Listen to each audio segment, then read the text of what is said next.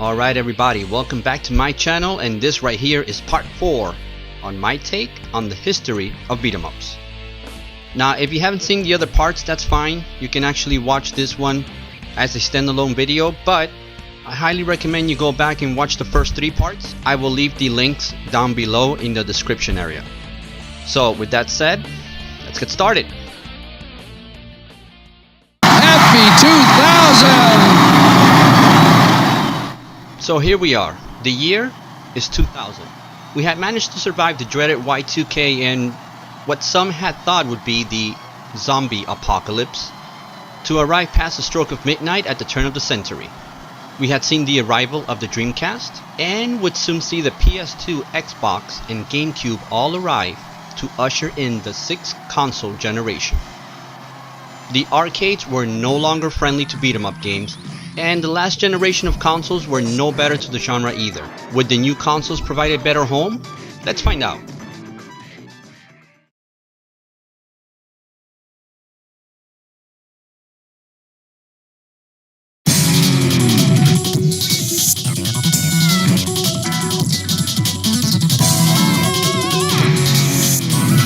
Up until now, beat 'em ups lacked one crucial aspect to its presentation, and that's a good storyline. Squaresoft wanted to change that when it released The Bouncer on the PS2 shortly after its launch. The concept was revolutionary, a beat 'em up with a very good storyline that complemented the gameplay. It was a mixture of a Final Fantasy type setting and characters mixed with the beat 'em up genre to give this game a unique take. The story plays out in segments and you get to choose from 3 characters.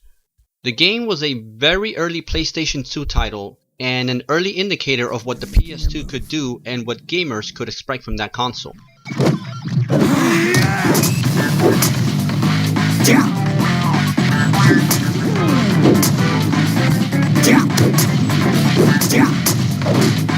Now unfortunately there weren't a lot of titles as far as beat 'em ups during this time, and the only other ones that I could find that were somewhat good were Spider-Man and Gekido on the PS1. Pretty sure I pronounced that incorrectly. Very light pickings if you were a beat 'em up fan, and that was not a good sign, but luckily a little bit of help was on the way.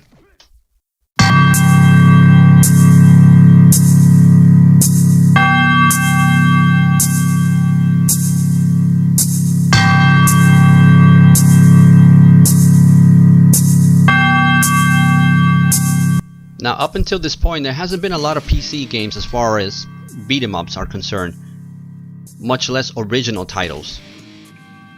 This one here is about to change all that. The Rage, released by Fluid Games for the PC and only the PC back in 2001.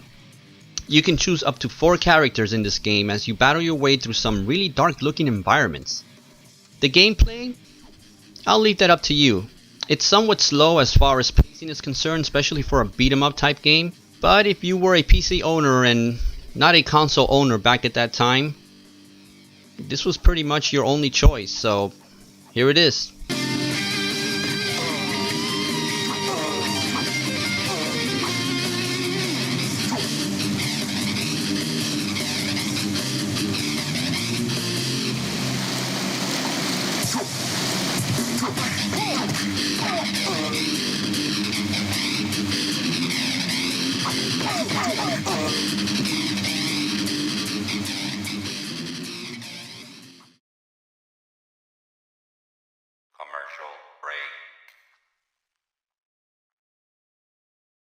All right, we're going to start your exam now. You might feel a little pressure, okay? Oh, what's that? It looks like Frogger Advanced. Now let's keep moving. Doctor? Oh, that's fine, nurse. That's just Star Wars Episode 2, Attack of the Clones. Now, moving along. Yeah. Hey, is that Spider-Man? Game Boy Advance, more games, more fun. Rated E for everyone. Have you seen my shorts? Now 2001 was the year the Game Boy Advance was launched. Many people thought the much more powerful consoles and arcades would be the launch point for the revival of the beat 'em up genre. Little did gamers know in 2001 that this little handheld right here would be pivotal towards that return. Now, one of the first beat 'em ups was Jackie Chan's Adventure, Legend of the Dark Hand. The Jackie Chan cartoon was popular during that time, and the same art style and feel of the animated show was brought to the small gaming screen. The game had some nice animation and a nice presentation overall.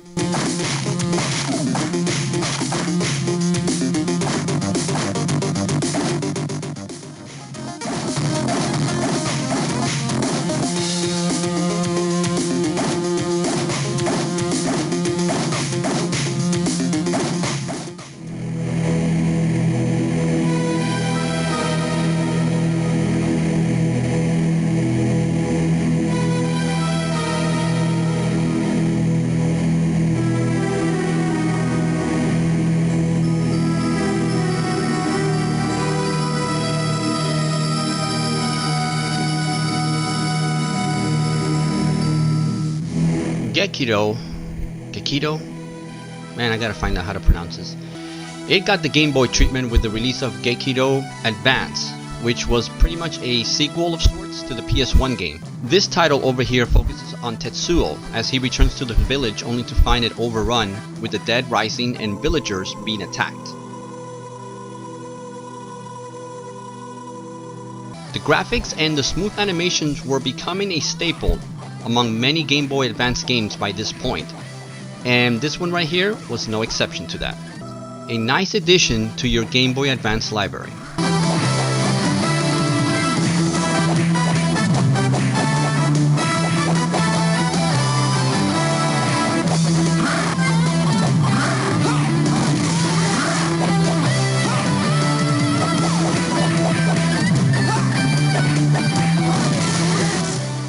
Beat-em-ups on the PC side were relegated mostly to ports of titles already released on other home consoles. 2003 was a monumental year for PC games and gamers in general.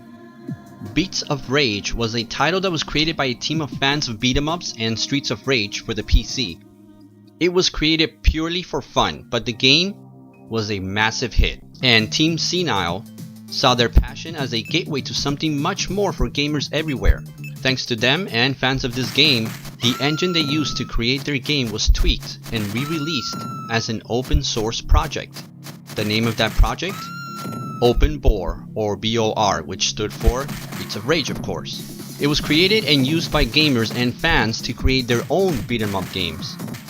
Soon, a huge community was born of this, giving fans an outlet to create and share their passion for the genre.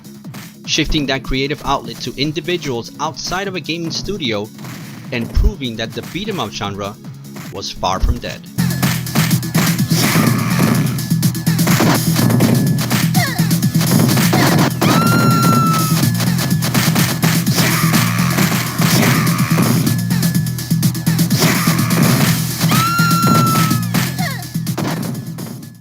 In 1987, Double Dragon was introduced to the world and brought the beat-em-up genre to a whole new level. Million Company decided to not only revisit the original, but to completely overhaul the fighting moves and slightly alter the graphics. And the result? One of the best, if not the best, Double Dragon game to ever grace any console. New levels were added, and it even has a mode that allows one player to play as two players, where you can switch back and forth between both characters. Why? Not sure, but there it is, it's there, it's an option.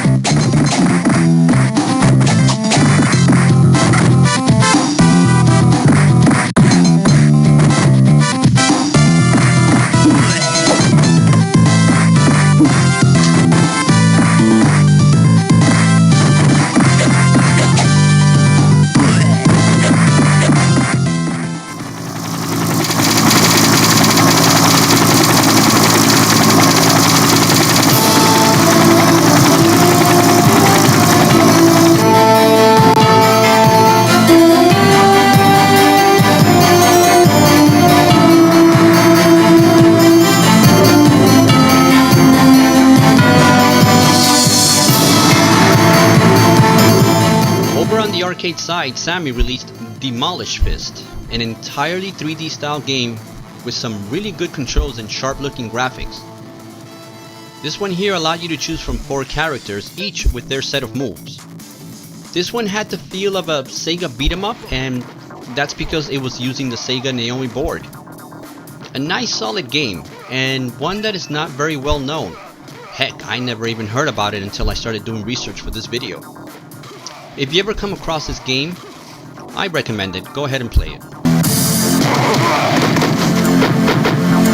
Go!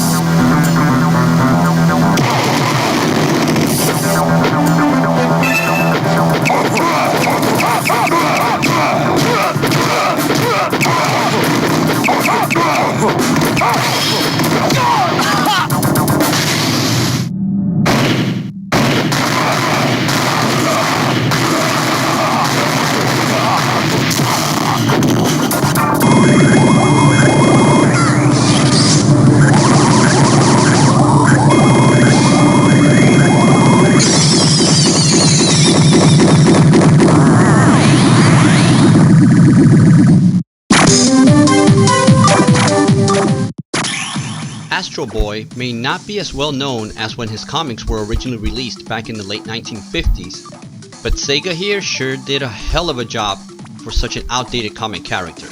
Astro Boy on the Game Boy Advance combined extremely colorful graphics, great animations, large bosses, and cutscenes that told the story of Astro Boy and his adventures. And to top it off, the game mixed beat 'em up aspects with that of horizontal shooters and a little bit of a RPG element to break up the monotony.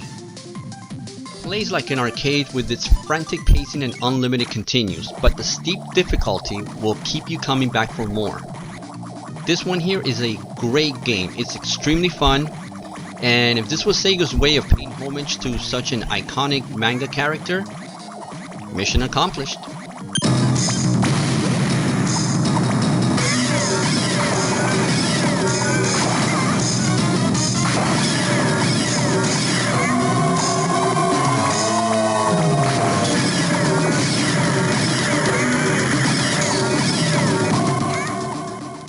On the Gamecube side, Capcom released a cel-shaded beat 'em up by the name of Viewtiful Joe.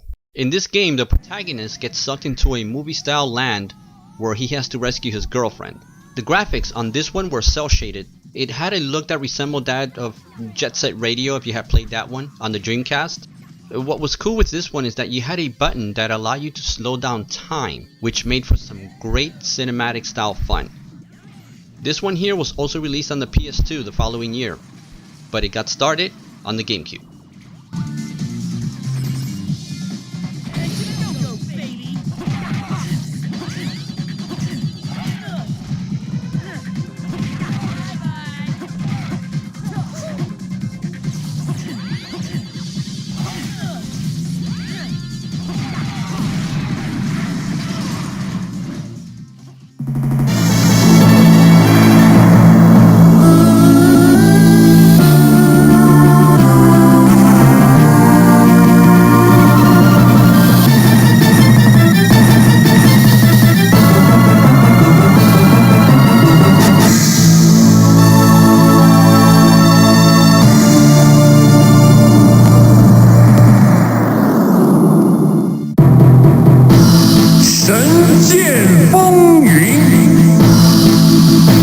The Gladiator was an arcade game that offered great visuals, great animated sprite-based characters, lots of on-screen mayhem, and a slew of characters to choose from. It was a surprise to still find a sprite-based game like this in the arcades at a time when 3D was like the new norm.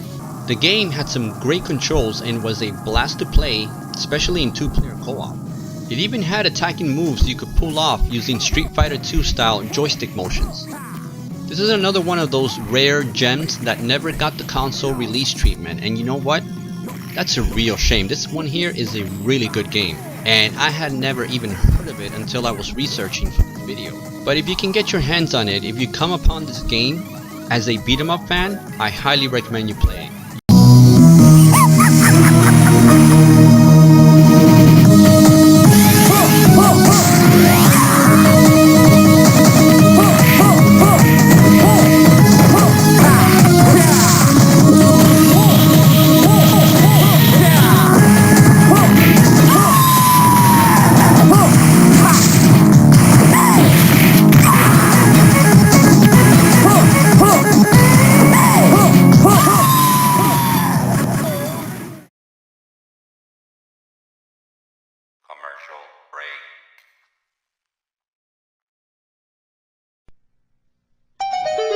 Gamecube.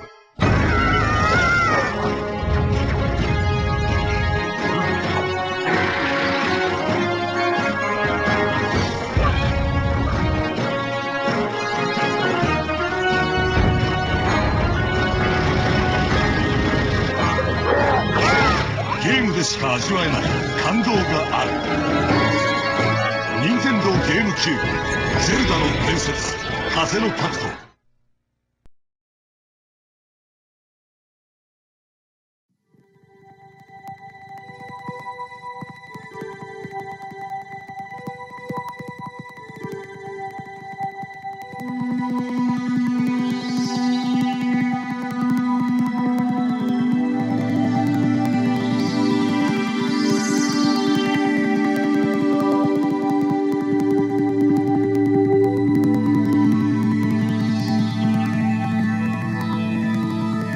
It's still on, and we're going. Cyrus sent an emissary this afternoon to make sure. Now, Cyrus don't want anybody packed, and he don't want anybody flexing any muscle. So I gave him my word that the warriors would uphold the truce. Now, everybody says that Cyrus is the one and only. I think we better go have a look for ourselves. The PlayStation 2 had a surprise hit when Rockstar decided to revive an old 70s B-movie flick by the name of The Warriors. Now, if you were a fan of the movie, this game was a major surprise from a gaming and content viewpoint.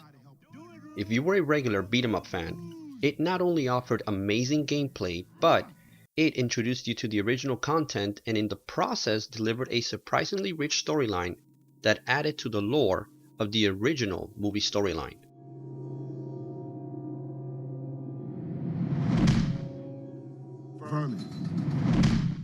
What's up, boy G? Let's get going. We gotta meet up with the new blood. He's waiting for us in the alley. All right, let's go. The game offered extremely well done gameplay mechanics for a beat-em-up game. You had so many buttons at your disposal, and the game integrated many different types of attacks, defensive maneuvers, and exploration aspects that were rarely seen in a game of this type.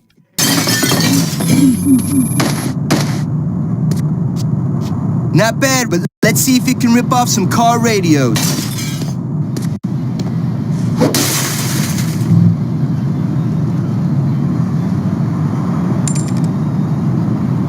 It sucked you into a world that not only allowed you to interact with the other players and enemies, but with the environment as well.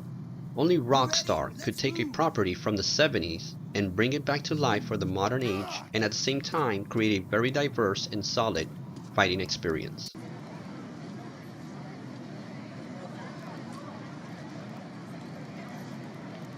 Can you count, suckers? I say the future is ours! But Rockstar was not satisfied with bringing this amazing game over to the console side, and decided to release the game for the PlayStation Portable just 2 years later. And the gameplay mechanics? They were still intact 100%. It seems the Game Boy Advance was not the only portable system out there capable of bringing some great beat-em-up games to play on the go.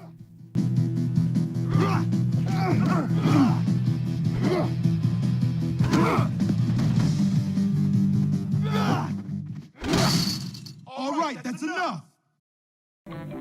Oh boy, okay, Dad and Me. This one here is weird. Dad and Me is a very strange title and one that I was not so sure if I should include as part of this video. The game was never released for any console. In fact, it was created as a Flash-based game which you could play straight from the browser in your computer. You could also argue that this might have been a trial run or an experimental run by the company that will be known as the Behemoth, before releasing more polished and content-heavy material in the years after. The game is a beat-em-up game in its most basic description. You go around beating up people, kids mostly, for the most part, with a couple of characters here and there offering slight resistance to your onslaught. In the game, you are basically a bully, and your dad seems to be a bully as well, as he drops you off at the local playground so you could make friends? Yeah, right, it's probably so you can get some practice. You travel the entire neighborhood as you beat the snot out of every single kid that you come across. Once in a while, you might come across another bully. The visual presentation and overall humor of the game is something that will become a staple of the company. This game gave us a glimpse of what we would come to expect from them down the road. It's a short title, very violent, but at the same time, it's very funny. It's a weird mixture that somehow is able to work.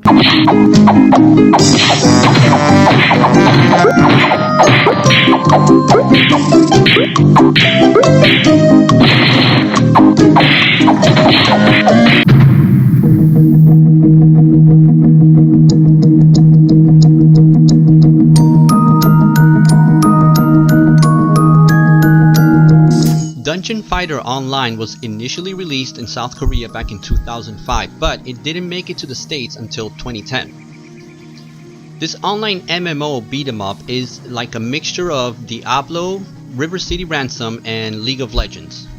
It incorporates very heavy RPG elements, fighting mechanics that include combos and special moves, and a strong selection of characters and classes that ensures diversity among online players. The game requires you to create an online character, and you can have multiple saved characters on your account, giving you the chance to experiment to find out what class and what character fits your style best.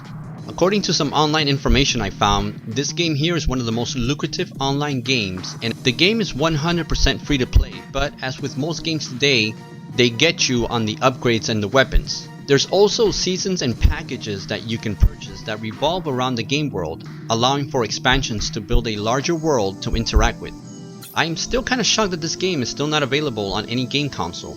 This game here is the ultimate dream of any beat 'em up fan out there. It took the genre and brought it to online gamers everywhere, meshing different genres to bring out a fun MMO to all beat 'em up fans out there.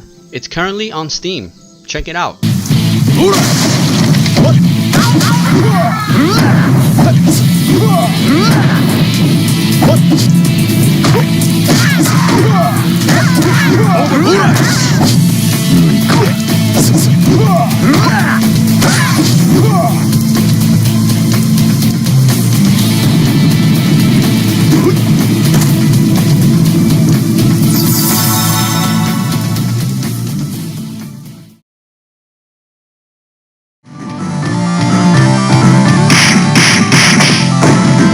Anybody who has played Double Dragon 3 in the arcade will undoubtedly admit it is not the best entry in the series. In fact, it's the weakest, by far.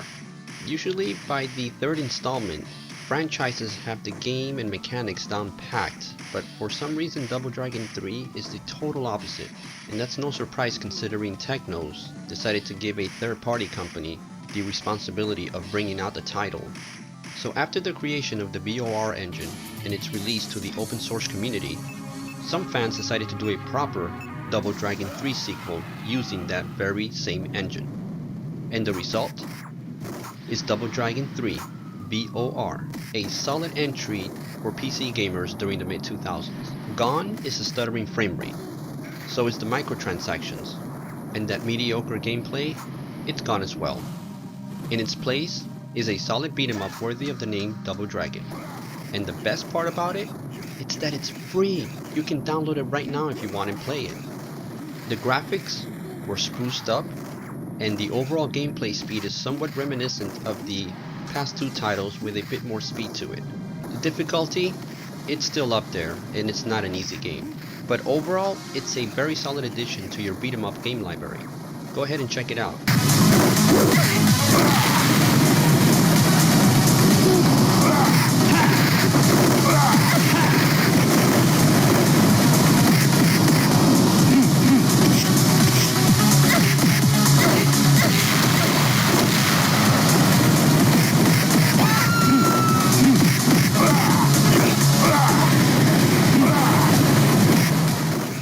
Now for those of you out there who bought Fantastic Four on the PS1, let's all be reasonable and admit to one another that it was a mediocre title at best. The Gamecube title that you see here is a vast improvement on that other title, and is much more refined as far as a beat 'em up game is concerned.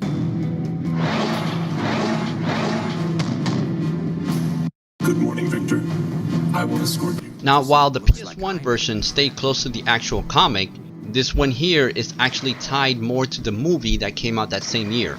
The 3D models are all made after the actual actors, and they even lend their voices for the game. The gameplay was way more refined. You had lots of combos to memorize, and you can upgrade your fighting moves for each character. The graphics were okay for that time. You have to remember, this is the early 2000s.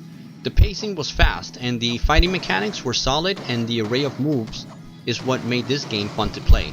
It had you switching between characters from time to time as well. You know, all in all, it's a pretty good solid choice if you are in the mood for a brawler, especially on the Gamecube. But I will hurt that ultra. I'll get you out of here.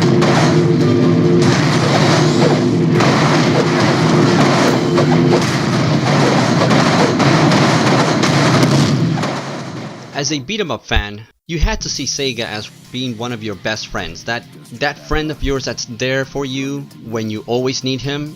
Sega's not making the best games out there, they're not the most revolutionary, but they do have a steady stream of titles being released constantly on the console or the arcade side. And Yakuza on the PS2 was another one of those titles. But Yakuza was actually revolutionary. It took that beat-em-up genre and incorporated a really violent but very well thought out storyline to complement that game. It let you play as the characters trying to start up his own family in the seedy Japanese underworld. So sure enough, there's gonna be a lot of violence, a lot of cursing, and a lot of fighting. And oh boy, do you beat up people, and not just beat them up, you beat the hell out of them. This game not only had you doing a lot of fighting, but it had you doing a lot of reading. There's a lot of dialogue in this game, and that's because it's a good storyline. And you're gonna be doing a lot of exploration too as you travel about the city, trying to get from one place to the other in completing objectives.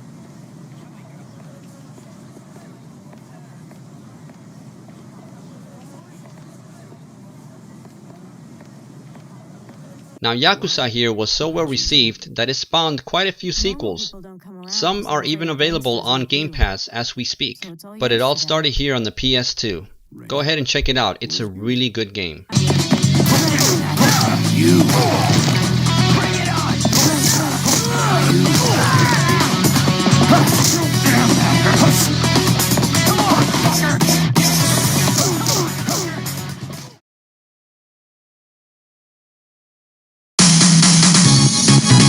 like Dragon Ball, the anime?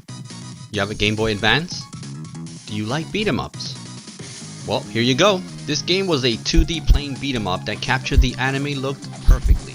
The controls were tight, the gameplay straightforward, and it's a pretty good game to have on the go when you have some time to kill. Especially when your mom spends about an hour and a half in the vegetable section in the supermarket. This title will help you out during that time. Not much to say about this one other than go play it, it's fun.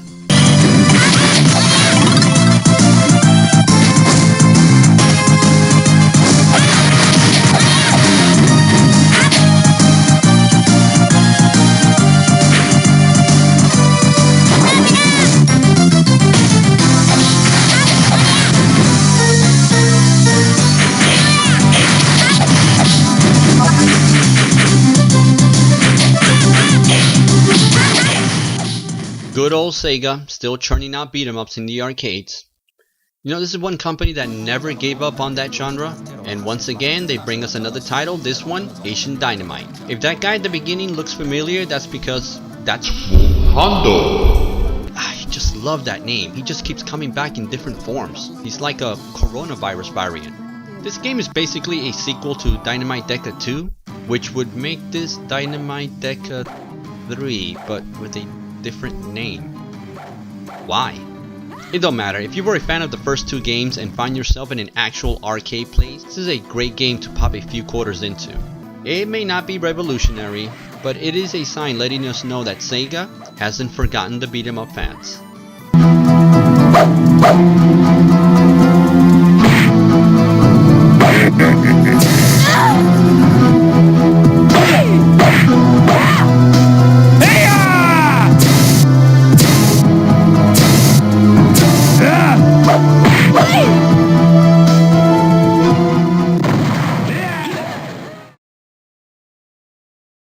Gene, this place reeks.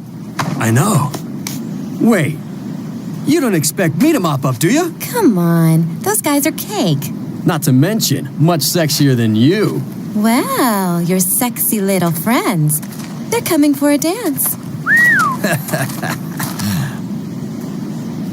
They're still sexier than you are.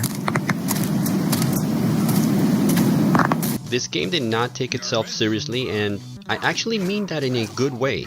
No deep storyline about conflict and betrayal and all that kind of nonsense. No. It was a brawler set in a Western type setting with Final Fantasy type looking characters. In the final days of the PlayStation 2's lifespan, this game was a welcome hit for any beat 'em up fan. It was just fun to play, and you just turned it on and you just punched away and was entertained by the over-the-top writing and characters in the game. When this game originally came out, it received some mixed reviews and didn't actually sell very well, but over the years it has attained cult status and is considered nowadays to be one of the sleeper hits of the PlayStation 2 library. This is one of those games that you just have to try out at least one time just to say that you have played it, and I'm pretty sure that after that, you're gonna come back to it again.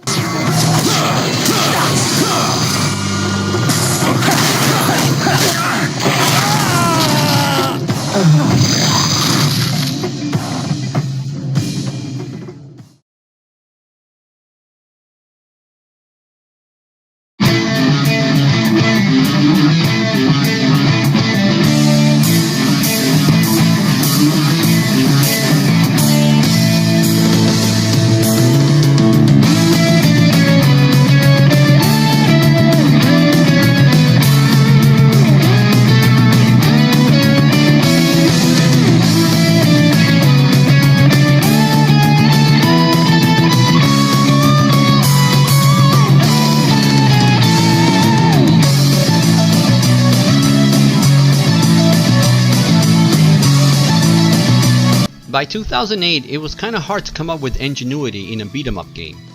But this next one here used new mechanics to kinda spruce things up a bit. Kenka bancho is unique in that it is heavy in dialogue. In fact, it is very heavy in dialogue. The other thing with this game is that you can initiate a fight by using your stare. You don't just go up to people and start punching them. No. You have to stare at them. And once you lock into a stare down with another character, you have to choose from snips of dialogue in order to match a sentence given to you right at the beginning of the stare down. It's a very strange mechanic, but it's not too hard to get the hang of it by the second encounter.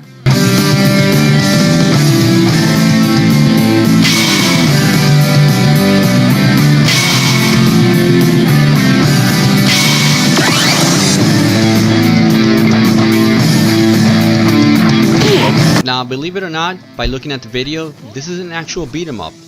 It's kind of hard to believe, but the beat 'em up part is very slow and it's not very indicative of a game of this type. These controls here have got to be one of the slowest I have ever seen on a beat 'em up game of any type ever. But the reason I added it here is because I thought it brought a new idea to the table, and sometimes that's enough.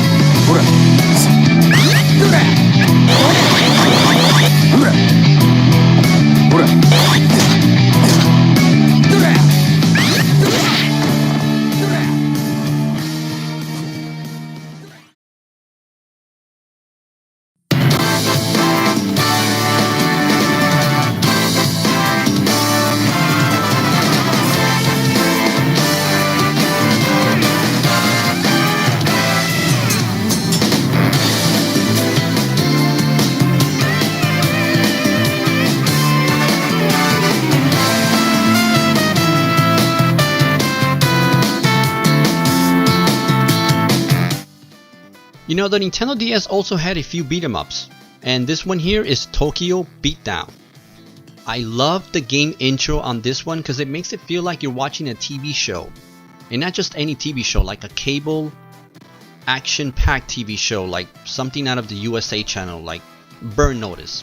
Anyway, this one lets you take control of a few cops as they battle criminals in Tokyo. And the fun part about this game is the silly writing and the over-the-top characters. The animation is also pretty fluid and the graphics are nicely rendered for the most part. The bottom screen for the DS is mostly useless and just shows information you can do without. At least for me it did. The fighting mechanics, they're a bit slow, but the combos and the ability to pick up guns make it a standout among other beat 'em ups. If you've never picked this one up, give it a try, you might like it.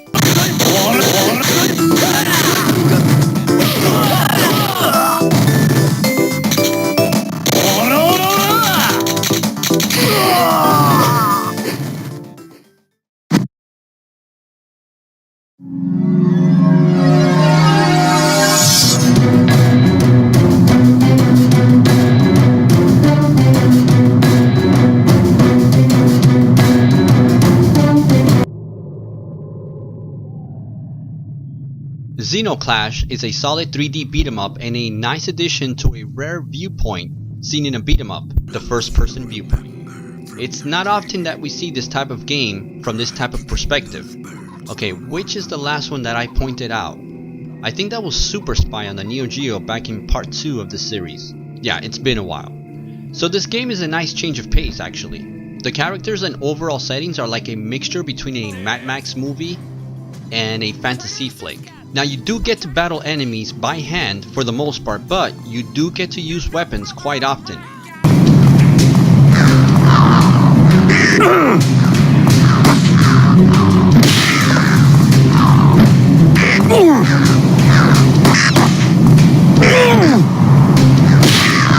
You also fight small number of enemies at a time, indicated by a versus like screen that pops up right before the encounter.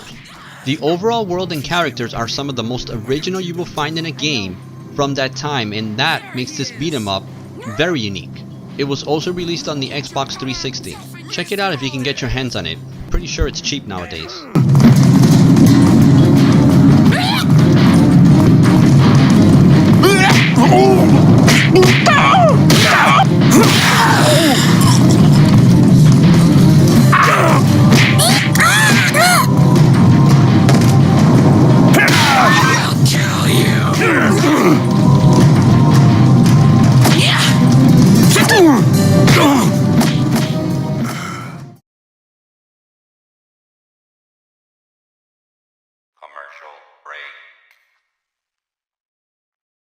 ¿Qué onda, chavos? ¿Ya conocen la nueva plataforma de educación y entretenimiento Cibo?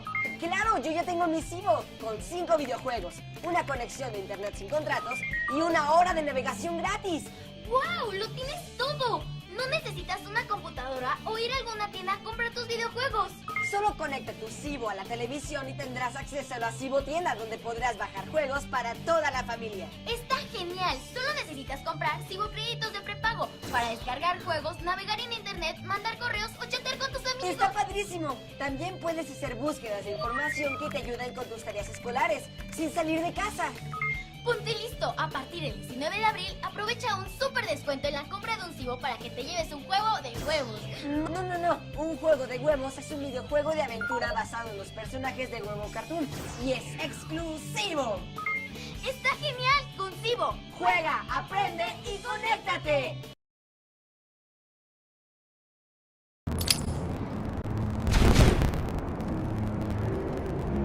Now every console generation has that one game, that one title that captures all the elements of a genre and gameplay mechanics and brings them all together to bring about a title, a game that defies expectations and breaks barriers. Batman Arkham Asylum put a checkmark on all of those. Released right at the end of the decade, it was a love letter to not just the Batman franchise, but to the beat 'em up genre. You copy. Over. The comms are screwed. I can't reach anyone. Hello. If anyone is on this channel, please respond. Central Control, please respond. It combined mechanics seen in stealth games, combo-heavy fighting moves, emphasis on exploration, and a slew of weaponry and detective-type enhancements to bring about one of the best superhero games ever made, let alone the best Batman game to date on its release. The game dived into his vast catalog of arch-villains and delivered some of the best confrontations with the Dark Knight ever to grace in any entertainment medium. Now, I'm not going to go into a lot of details on this game since that can pretty much take up a video on its own, but I will say this: if you have yet to play this game or any of the Arkham games, you are truly doing a disservice to yourself as a gamer. And even if you have played it, it's never a bad idea to revisit them and get swept up on the superhero universe, where a man dressed up as a flying mammal gets to solve crimes and beat up goons by the dozens. This game is just pure fun. I love it. Yeah! You want some of this?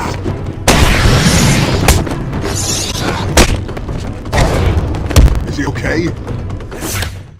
And as we close down the 2000s, we can't do so without our good friend Sega. What did I tell you? Now, this next game here was not made by Sega, but they published a title made by Platinum Games on the Wii that was one of a kind. Madworld is not only visually unique, but intensely graphic in its presentation. It takes fighting mechanics and adds violent combos, chainsaw-heavy power moves, and grappling-like finishing moves that will put it in contention with something like Mortal Kombat. The visuals and the art direction on this game were something truly one of a kind. The team had been somewhat inspired by the Sin City comic. Itsushi Inaba, who had produced Viewtiful Joe, also produced this title, and it was directed by Shigenori Nishikawa, who had worked on Resident Evil 4. Platinum Games was created by a small team of former Capcom members from Clover Studios. The game has you playing as Jack Kamen, a former Marine and cop that enters a game show as a way to save the daughter of the mayor. Look, don't worry about the story, just enjoy the game. It's a fun beat 'em up with tons of violence, plenty of profanity, and some sick fighting moves that can only be found on the family-friendly Nintendo Wii console. We would like to play.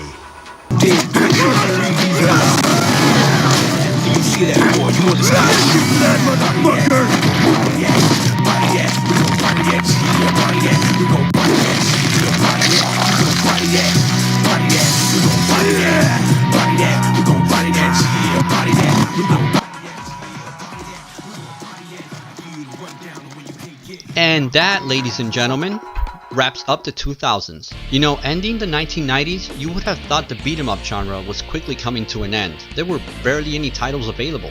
But the new game consoles with their new DVD and Blu-ray mediums gave developers an almost limitless digital canvas to inject so many new ideas with eye-popping presentations, and allowed the beat-em-up genre to implement new game mechanics. This gave gamers some truly immersive and unique titles across many platforms. So the genre was back on an uptick, but would it stay that way entering the 2010s? Stay tuned for part 5. I hope you join me for my next video. Keep playing, keep gaming, and as always, take care of yourselves.